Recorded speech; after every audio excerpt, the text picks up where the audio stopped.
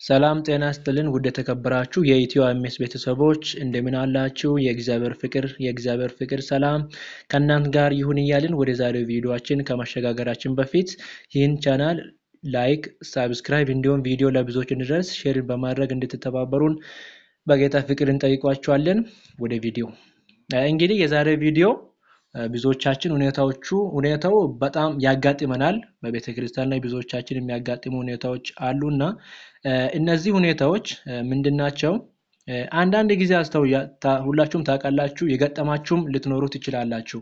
ይሄ ነገር ምንድነው? በቤተክርስቲያን ውስጥ ሄደን እኛ የመጽሐፍ ቅዱስ ጥቅስ ሳናዘጋጅ ርዕሱንም ሳናዘጋጅ ሐሳቦቻችን ሳናደራጅ እንደ ድንገት መድረክ ላይ የሚመራው መሪ እክልና ዛሬ ተነስና መጽሐፍ ቅዱስን አስተምረን ወይም ትንቢት ጽሑፍንም አስተምረን ልንባል እንችላለን።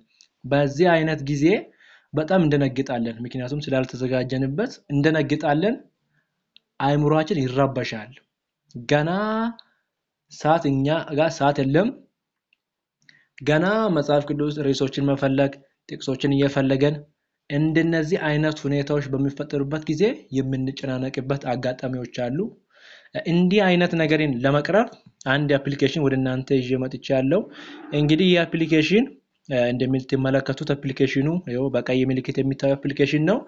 ይህ አፕሊኬሽን ከፕላይ ስቶርም ማውረድ ትችላላችሁ። ከሌላችሁ ደግሞ እኔ በዚህ በዩቲዩብ ቻናል ዲስክሪፕሽን ቦክስ ላይ ሊንኩን ላስቀምጥላችሁ እችላለሁ።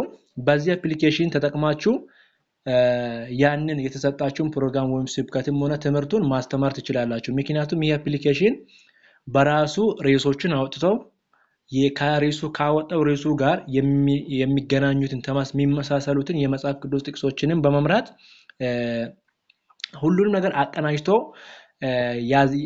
የተዘጋጀበት አፕሊኬሽን ነው። ከናንተ የሚጠበቀው ወጣችሁ መድረክ ላይ ማስተማርና ማንበብ ብቻ ነው የሚጠበቀው።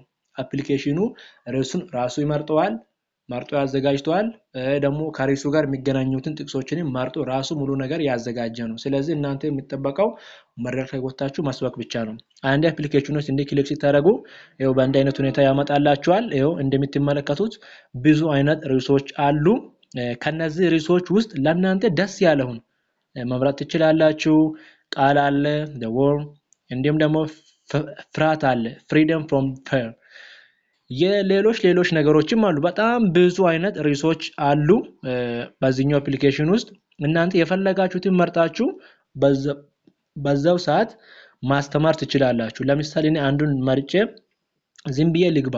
አሁን እረፍት በሚለው ላይ ቢገባ ይኸው የናንተ ርዕሳችሁ እረፍት የሚል ቢሆን ከእረፍት ጋር የሚገናኙ ጥቅሶችን ይኸው እዚህ ጋር እንደምትመለከቱ በጣም ብዙ አይነት ጥቅሶች አሉ።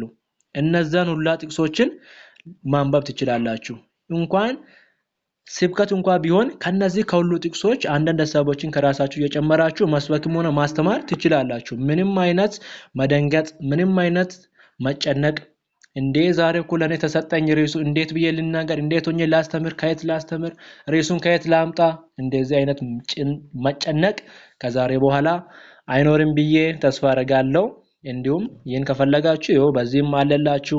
ሌሎችንም ከፈለጋችሁ ደግሞ በድምጽ መስማት ትችላላችሁ። እዚህ ጋር እንደምትመለከቱት ስለ 10ቱ ትእዛዛት፣ ስለ ሕገ መንግስት፣ ሌሎች ነገሮችም አሉ። እነዛን ነገሮች መጠቀም እና ከእንደዚህ አይነት ጭንቀት በመውጣት በፍሪደም ራሳችሁን ነፃ አድርጋችሁ እንደ ድንገት አስተምሩ ወይም የዛሬውን ስብከት አስተላልፍ ተብላችሁ በሚሰጥበት ጊዜ በፍሪደም በነፃነት ከዚህ አፕሊኬሽን ማስተማር ትችላላችሁ ማለት ነው።